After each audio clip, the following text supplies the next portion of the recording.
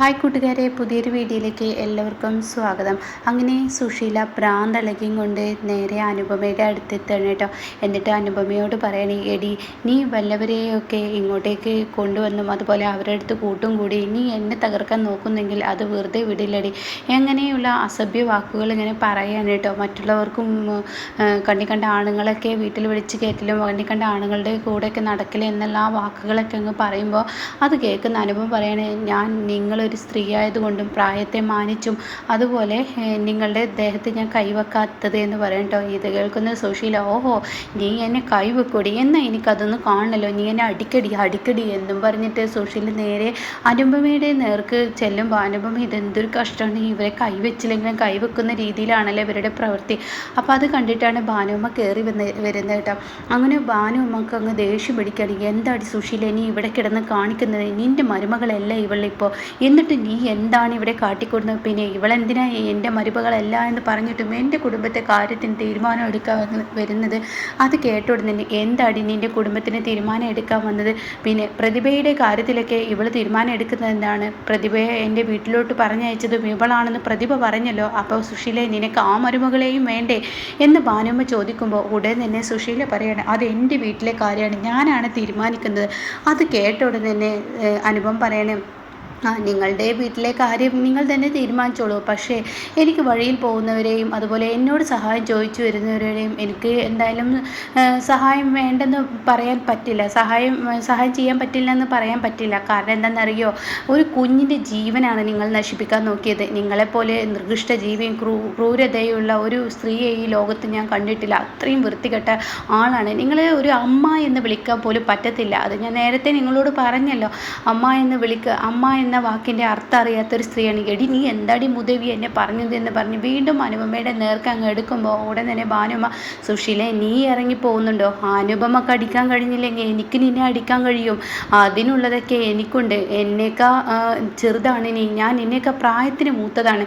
ഈ വീട്ടിൽ വന്ന് അനുപമയെ നീ വീണ്ടും ഇനി മാനസികമായും ശാരീരികമായും പീഡിപ്പിക്കുകയാണെങ്കിൽ ഈ സുശീലെ ഈ ഭാനുമ്മയുടെ മുഖം നീ കാണും. ഇതേ തള്ള നിങ്ങൾ എന്താ ചെയ്യുക അതൊന്ന് കാണട്ടെ എന്നും പറഞ്ഞിട്ട് ഭാനുമ്മയുടെ നേർക്ക് അങ്ങ് എടുക്കുമ്പോൾ ഭാനുമ്മ അകത്തോട്ട് ഓടിപ്പോവാണ് കേട്ടോ. ഇതേ സമയം, എടി നിന്നോട് ഞാൻ ലാസ്റ്റ് വാണിങ് പറയുന്നത്, നീ എന്തിനാടി എൻ്റെ വീട്ടിലോട്ട് പ്രതിഭയെ പറഞ്ഞയച്ചത്. അത് കേട്ട ഉടനെ എന്താ നിങ്ങളുടെ വീട്ടിലല്ലേ പ്രതിഭ താമസിക്കേണ്ടത്, സത്യൻ്റെ പെണ്ണല്ലേ, അപ്പോൾ അവൾ അവിടെ താമസിക്കണ്ടേ.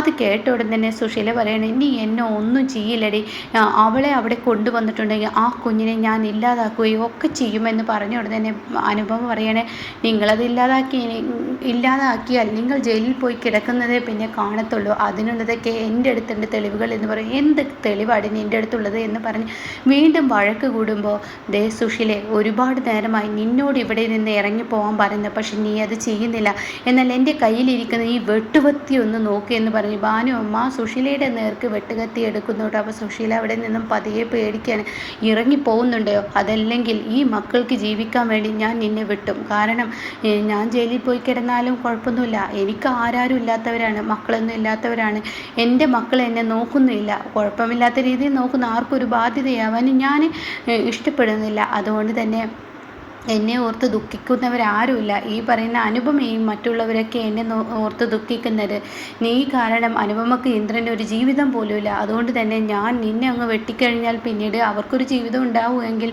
അത് തീർച്ചയായും നല്ല കാര്യമില്ലേ എന്ന് പറഞ്ഞിട്ടൊക്കെ അങ്ങ് സംസാരം തുടങ്ങുമ്പോൾ ഉടൻ തന്നെ സുശീലയ്ക്ക് പേടി വരുന്നു കേട്ടോ. താൻ അവിടെ നിൽക്കുന്നത് ആപത്താണെന്ന് മനസ്സിലാക്കി പെട്ടെന്ന് അവിടെ നിന്നും ഓട്ടം സുശീല ഓടുന്നു കേട്ടോ.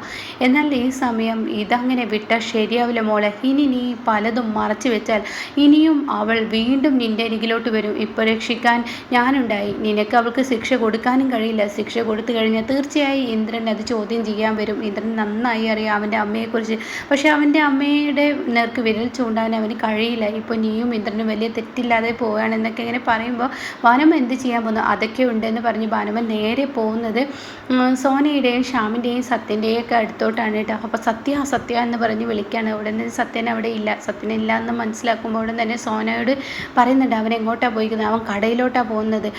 എന്താ ഭാനുമ ഇത്ര കലിപ്പൊക്കെ ഉണ്ടെന്ന് കൂട്ടിക്കോ, കാരണം നിങ്ങളുടെ അമ്മ എന്ന് പറയുന്നവരുണ്ടല്ലോ, അവർ കാട്ടിക്കൂട്ടുന്ന കോലാഹലങ്ങൾ എന്തൊക്കെയാണെന്ന് നിങ്ങൾക്കറിയോ. അത് കേട്ടോടെ തന്നെ ശ്യാമ സോനയെ എന്താന്ന് ചോദിക്കുകയാണ് കേട്ടോ. അതെ, പ്രതിഭയുടെ കുഞ്ഞിനെ നശിപ്പിക്കാനാണ് നിങ്ങളുടെ അമ്മ നോക്കിയിരിക്കുന്നത്. ഇപ്പോൾ പ്രതിഭയോട് സ്നേഹം കാണിച്ചതും ഒരു ദുർമന്ത്രവാദിയെ പോയി കണ്ട് പ്രതിഭയുടെ കുഞ്ഞിനെ കളയാൻ വേണ്ടിയിട്ട് അവൾക്കൊരു ലേഹം കൊണ്ടു കൊടുക്കുകയൊക്കെ ചെയ്ത്, ഇതെങ്ങനെ ഭാനുമേ നിങ്ങൾക്കറിയാമെന്ന് ചോദിച്ച ഉടനെ എനിക്കറിയാം, അതിൽ നിന്ന് രക്ഷിച്ചത് അനുപമയാണ്. ആ ലേഹത്തിൽ വിഷാംശം കലർന്നിട്ടുണ്ടെന്നുള്ള ശാസ്ത്രീയമായ റിപ്പോർട്ടും അനുപമയുടെ കയ്യിലുണ്ട്. ആ ലേഹം പ്രതിഭ കഴിക്കായിരുന്നെങ്കിൽ ഇന്ന് പ്രതിഭയ്ക്ക് കുഞ്ഞുണ്ടായിരുന്നില്ല എന്ന സത്യം വെളിപ്പെടുത്തുന്നിട്ട് ഇത് കേൾക്കുന്ന സോനക്കും ഷ്യാമിനും ഒരിക്കലും വിശ്വസിക്കാനാവുന്നില്ല. എന്നിട്ട് പറയാണ്, അവളൊരു നിർഗിഷ്ട ജീവിയാണ്, അവളെപ്പോലെ ഒരു മനുഷ്യനെ ഞാൻ കണ്ടിട്ടില്ല, മനുഷ്യവർഗത്തിൽ നിന്ന് അവളെ പറയാൻ പറ്റില്ല എന്നൊക്കെ പറഞ്ഞ് ഭാനുമ ഉറഞ്ഞു തുള്ളുമ്പോൾ ഇതെല്ലാം കേട്ട് പ്രതിഭ നിൽക്കുന്നുണ്ട് കേട്ടോ. അപ്പോൾ പ്രതിഭയ്ക്ക് ഇതെല്ലാം അറിയാം. പ്രതിഭ എന്നിട്ടും ഇങ്ങോട്ടേക്ക് വന്നിരിക്കുന്നത് സത്യനെ വിചാരിച്ച് മാത്രമാണ്. ഈ പെൺകുട്ടിയുടെ വയറ്റിലുള്ള കുഞ്ഞിനെ നശിപ്പിക്കാനാണ് ഇനി സുശീല നോക്കുന്നത്. അത് സോനെ, നിന്റെ കണ്ണൊന്നും ഉണ്ടായിരിക്കുന്നത് നല്ലതാണ്, ഇത് പറഞ്ഞില്ലെങ്കിൽ അവളത് ചെയ്യുമെന്നുള്ളത് ഉറപ്പുണ്ട് എന്ന് പറഞ്ഞ് ഭാനുമ അവിടെ നിന്ന് ഇറങ്ങിപ്പോവാണ് കേട്ടോ. ഇത് കേൾക്കുന്ന ഷ്യാമ്, എന്തൊക്കെയാടി സോനെ നിൻ്റെ അമ്മയെക്കുറിച്ച് കേൾക്കുന്നത്, അനുചേച്ചി എന്തായാലും കള്ളം പറയില്ല, നിൻ്റെ അമ്മ അത് എന്നൊക്കെ പറയുമ്പോൾ സോന കിളി പോയി നിൽക്കുകയാണ് കേട്ടോ. എന്നാൽ ഈ സമയം മാഷ് ഇങ്ങനെ ഇരിക്കുകയാണ്. എന്തായാലും ഇപ്പോഴാണ് ഈ വീടിന് മനസ്സമാധാനം കിട്ടിയത്, ഒരു പച്ചപ്പൊക്കെ ആയി തുടങ്ങി. എന്തായാലും രഘുവിന് കച്ചവടം, അത് കഴിഞ്ഞാൽ മക്കളെ നമുക്ക് അങ്ങോട്ടേക്ക് മാറാം, സാവകാശം അങ്ങോട്ടേക്ക് മാറാം. ഇപ്പം എന്തായാലും ഇവിടെ നിൽക്കാം, മഞ്ചാടി മോളുടെ പഠിപ്പും കൂടി അവിടെ ഉണ്ടല്ലോ, അതുകൊണ്ട് അങ്ങോട്ടേക്കൊക്കെ മാറാം എന്നൊക്കെ പറയുമ്പോഴാണ് മാഷിൻ്റെ ഫോണിലോട്ട് ആദിലിൻ്റെ ഫോൺ എത്തുന്നത് കേട്ടോ. ഹലോ, ഇതാരാണ്? ഇത് ഞാനാണ്. ആര്? രഘുവിൻ്റെ ഒരു ക്ലാസ്മേറ്റാണ്. എന്ത്, ആര്, എങ്ങനെ എന്നൊക്കെ ചോദിക്കുമ്പോൾ ഉടൻ തന്നെ രഘുവിൻ്റെ ഒരു കൂട്ടുകാരനാണ്, എൻ്റെ പേര് ആദിയോ എന്ന് ചോദിക്കുമ്പോൾ ചീരുവും അതുപോലെ തന്നെ അമ്പിളി ആകെ ഞെട്ടിപ്പോവാണ് കേട്ടോ. അപ്പോഴേക്കും രഘുവിൻ്റെ ആരെന്നാ പറഞ്ഞത്? അപ്പോഴേക്കും അമ്പിളി ഫോൺ വാങ്ങുകയാണ് കേട്ടോ. ഹലോ, ആരാണ്? നിങ്ങൾക്ക് എന്താ വേണ്ടത്? രഘുവേട്ടനോ? രഘുവേട്ടൻ ഇവിടെയില്ല, രഘുവേട്ടൻ പോയിരിക്കുകയാണ്. രഘുവേട്ടൻ ഒരു ആവശ്യത്തിന് വേണ്ടി പുറത്തോട്ട് പോയിരിക്കുകയാണ്. നിങ്ങൾ ആരാ സംസാരിക്കുന്നത്? ആദിലാണ്. എന്താ നിങ്ങൾക്ക് വേണ്ടത്? അല്ല, രഘുവിൻ്റെ ഭാര്യയ്ക്ക് അറിയാമോ രഘു ചെയ്യുന്ന കള്ളത്തരം എന്തൊക്കെ ചോദിക്കുമ്പോൾ ഫോണ് പെട്ടെന്ന് കേൾക്കാനില്ല എന്ന് പറഞ്ഞ് കട്ട് ചെയ്യുന്നു കേട്ടോ. എന്നാൽ ഈ സമയം ദാസിൻ്റെ അടുത്തെത്തിയിരിക്കുകയാണ് രഘു ദാസിനോട് കാര്യങ്ങളൊക്കെ പറയാണ്. അപ്പോൾ ദാസ് പറയാണ്, മോനെ ഇത് പ്രശ്നമാണല്ലോ, ഇത് പേടിക്കേണ്ടതുണ്ട്. അവൻ വളരെ കുബുദ്ധിയോടെയാണല്ലോ കാര്യങ്ങൾ നീക്കിയിരിക്കുന്നത്. അവൻ ഈ സ്വർണം അവരിൽ നിന്ന് തട്ടിയെടുക്കാൻ കണ്ടെത്തിയ മാർഗ്ഗമാണ്. പക്ഷെ നിൻ്റെ കയ്യിലുണ്ടെന്ന് അവൻ മനസ്സിലാക്കി കഴിഞ്ഞാൽ തീർച്ചയായും നീ അത് കൊടുക്കേണ്ടി വരും എന്നൊക്കെ പറയുമ്പോൾ രഘുവിന് ഫോൺ വരുന്നു കേട്ടോ. അപ്പോൾ അമ്പിളിയുടെ ഫോണാണ്. അപ്പോൾ അമ്പിളി, രഘുവേട്ടത്തെ എവിടെ? ഞാൻ ദാസങ്ങളുടെ വീട്ടിലുണ്ട്. അതെ, ആദിൽ അച്ഛൻ്റെ ഫോണിലോട്ട് വിളിച്ചിരുന്നു. എന്നിട്ട് എന്തെങ്കിലും പറഞ്ഞു അമ്മാവനോട്? ഇല്ല, ഒന്നും പറഞ്ഞില്ല, രഘുവേട്ടൻ്റെ കൂട്ടുകാരനാണ് എന്നൊക്കെ പറഞ്ഞിട്ടാണ് ആദിൻ്റെ വിളി വന്നിരിക്കുന്നതെന്ന് പറയട്ടോ. ഇതേ സമയം, മോളെ അമ്പിളി, എനിക്കൊരു ഗ്ലാസ് ചൂടുവെള്ളം എടുത്തേ എന്ന് മാഷ് പറയുമ്പോഴേക്കും അമ്പിളി ഫോണ് കട്ട് ചെയ്യുന്നു കേട്ടോ.